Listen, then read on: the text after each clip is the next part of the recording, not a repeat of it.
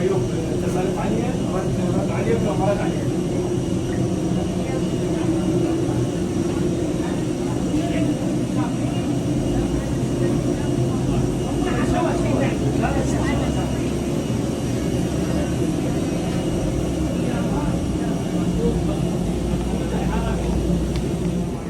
الله وبركاته، اسعد الله اوقاتكم جميعا بالكلام بكل خير. احنا اليوم بمطار الملكة عائشة بالاردن.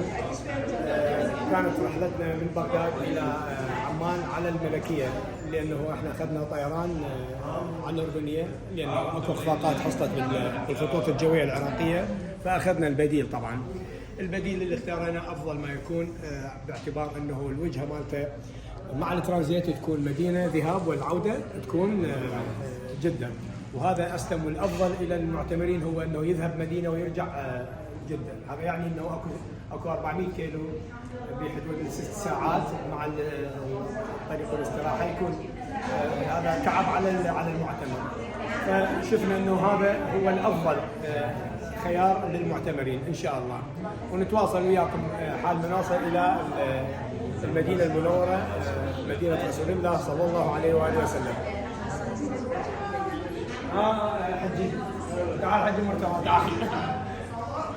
حجي مرتضى هي السفرة الثانية أو الثالثة يطلع إلى العمرة، وإن شاء الله التوفيق إلى حج بيت الله الحرام. وهكذا أبو أيمن وأبو علي لأول مرة، وأبو محمد طبعا طالع حج وطالع عمرة. الحمد لله والشكر على سلامة الجميع. الحمد لله والشكر.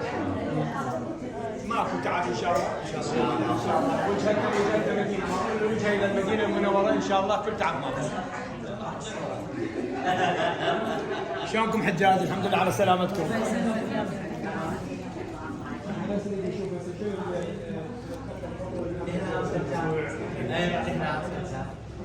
حتى ضحكت تطلع بالتصوير ضحكت بيها. تدريس مالك. الوردي 720 نعم، رقم الرحلة اللي وجهتها اللي ضمناه بالبداية، فهذا تخلوه بالجواز. عند المغادرة هو من يفتح كاونتر؟ اي من يفتح راح يطالبنا بهذا الجديد اللي مضمون. ماشي يابا؟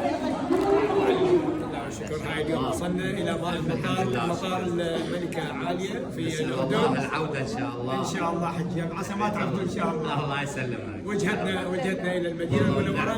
بعد ساعة ونص احنا نتوجه الى المدينة المنورة ان شاء الله. الحمد لله والشكر. ابو وليد الله يساعدك. حجي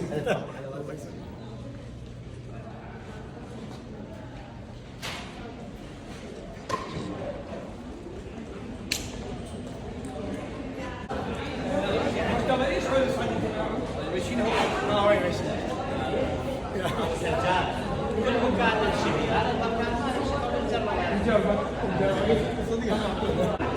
اعتقد التصوير بعد التصوير راح تكون بكل مكان. لا الله يحفظك. الله عجيب والله ابو محمد كان خايف.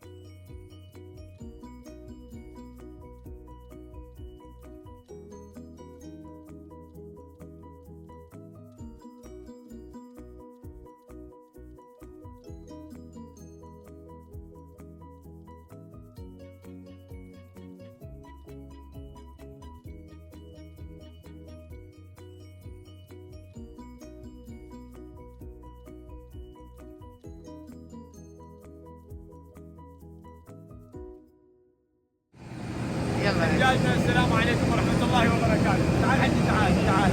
اليوم احنا ولو الصوت مال الطائره اذا ينسمع الصوت يعني، بس هسه متوجهين بعد الترانزيت بساعتين متوجهين الى مطار المدينه المنوره، مطار الملك محمد بن عبد العزيز ان شاء الله. ان شاء الله نوصل بسلامه سلامة الوصول ان شاء الله. يعني هذا الخط ان شاء الله يعني يخدم حجاجنا لانه مباشر الى المدينه المنوره. مريح جدا مريح. والعوده مالتنا راح تصير من جده من مطار الملك عبد العزيز ان شاء الله. ان شاء الله. بعد الترانزيت الانتظار ساعه ونص ساعتين بالتكميل ساعتين ان شاء الله.